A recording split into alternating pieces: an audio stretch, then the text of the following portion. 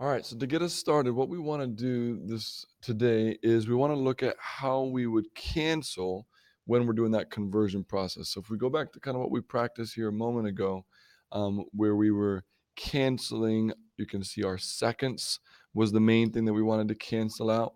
We were trying to cancel the seconds in order to only have gallons remaining.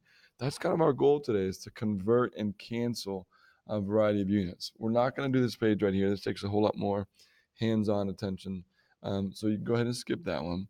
And I want you to turn to this one here, where I'm starting out here with some fractions because you learned how to do this back in middle school, or really in elementary school possibly. And I'm hoping that you'll remember kind of where the cancellation occurs and how and why it occurs.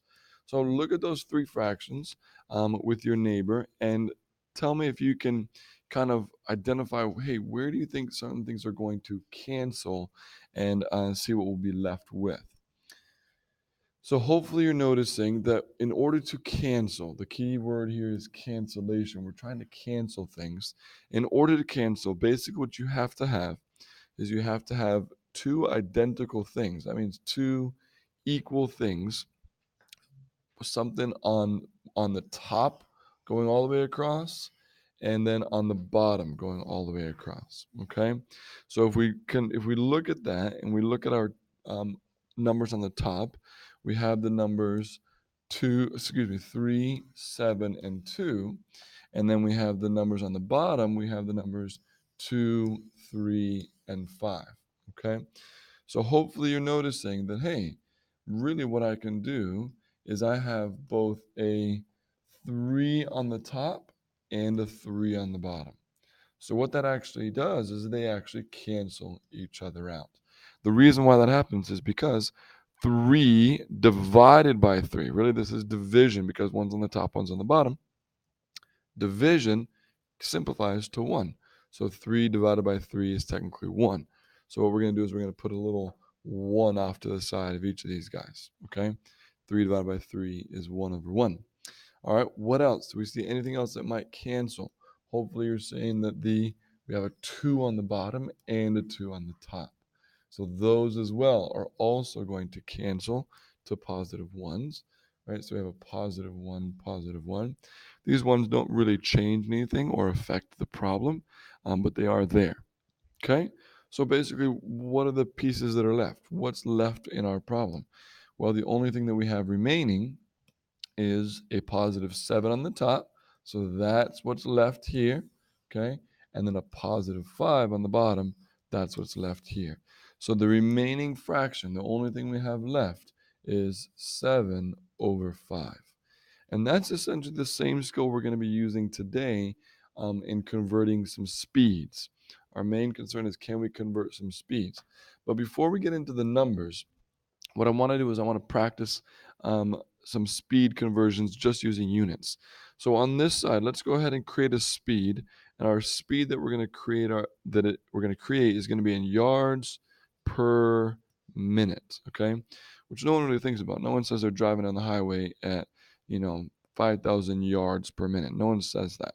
So what we want to do is we want to convert yards per minute all the way over here into miles. So we use MI for miles per hour. We want to convert from yards per minute so we actually know where we are. I kind of think of this as like a GPS in your car. Most of you aren't driving, but when you do, you'll often get your GPS out. You'll plug into Google Maps or whatever it is where you want to go. So you know two things. You know where you are and you know where you want to go. That's exactly what happens when you jump in your car and you're ready to go to work, go to school, go to the mall, whatever it is you're doing. Okay. So we know where we are, we know where we're going. The question is, how do we convert from one to the other? So what we have to do is we have to do exactly what we have right up here above us, and we have to cancel. We basically want yards and minutes to cancel out. Now we can't just cancel things as we wish. We've got to actually make that happen mathematically. So the way we do that is we have two fractions in between. This is our first fraction, this is our second fraction. And what we're going to do is we have two fractions because we need to get rid of this distance and we need to get rid of this time, right? So that's why we have two fractions. We're going to need a distance fraction. I'm going to put distance above this one, and we're going to need a time fraction. All right. So once we've got those two fractions, we're going to be able to cancel. So let's think about it. In order to cancel, we talked about the 3 on top needed a 3 on the bottom. So we have a yards on top. So in order to cancel that yards, we need a yards on the bottom. Okay. And now let's keep going. We now have a minutes on the bottom, just like we had a 2 on the bottom. And where did we could only cancel that 2 because we had a 2 on the top over here. So notice minutes is what we're trying to cancel, but we can't put minutes here. We can't put minutes there because minutes is not a distance.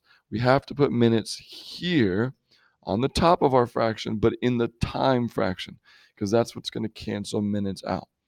And now, last but not least, these other two blanks, these guys right here, we fill those blanks in with the units that we're trying to create. In this case, miles on top and hours on the bottom.